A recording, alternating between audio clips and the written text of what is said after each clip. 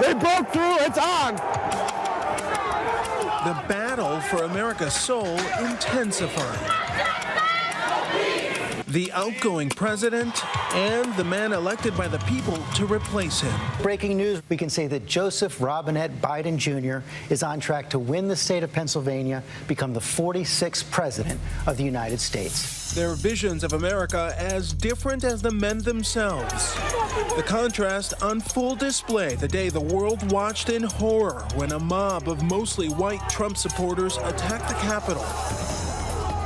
Oh, there we go. The president embracing them as patriots. We love you. You're very special. His successor calling them terrorists. They were a riotous mob, domestic terrorists. It was nearly the same after Charlottesville when a white supremacist march turned into a deadly clash. President Trump failing to denounce the torch-wielding crowd. Very fine people on both sides. But that moment driving Biden to run for the highest office in the land. That's why today I'm announcing my candidacy for President of the United States. We are in the battle for the soul of this nation. But the soul of the people shaken again last summer. Millions took to the streets when George Floyd was killed, strangled under the knee of a white police officer.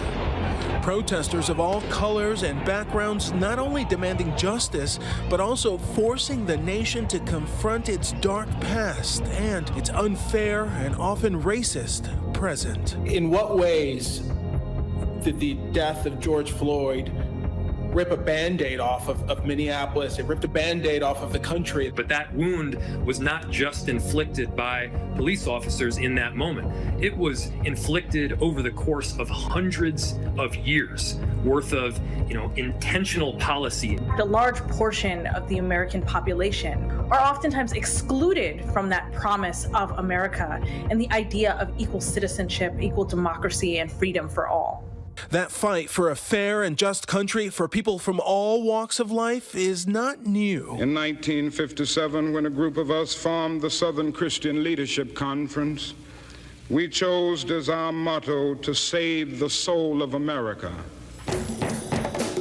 Nearly 6 decades later, under not so different circumstances, Joe Biden choosing that same mantra. This is a battle for the soul of America.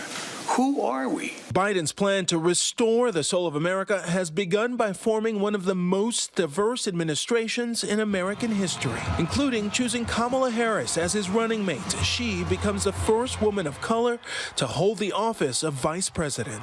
Good evening.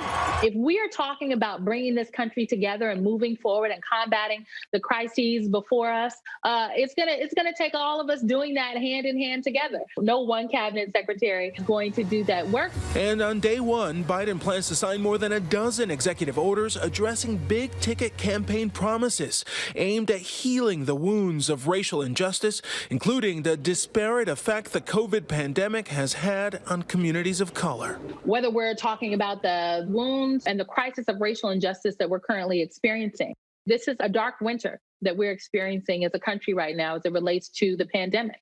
But we have to try. My responsibility as president will be to represent the whole nation. And I want you to know that I'll work as hard for those who voted against me as those who voted for me. That's the job. But will the new president's approach be enough to heal the soul of America? While we're in the thick of things right now, and it certainly looks dark, I think there is a light at the end of the tunnel and that we are building towards a more democratic nation, even as we have to go through this really violent process. Now, the nation and the world waits to see if this process fulfills America's promise of equality and justice. Alex Perez, ABC News, Chicago. Hi, everyone. George Stephanopoulos here. Thanks for checking out the ABC News YouTube channel. If you'd like to get more videos, show highlights, and watch live event coverage, click on the right over here to subscribe to our channel. And don't forget to download the ABC News app for breaking news alerts. Thanks for watching.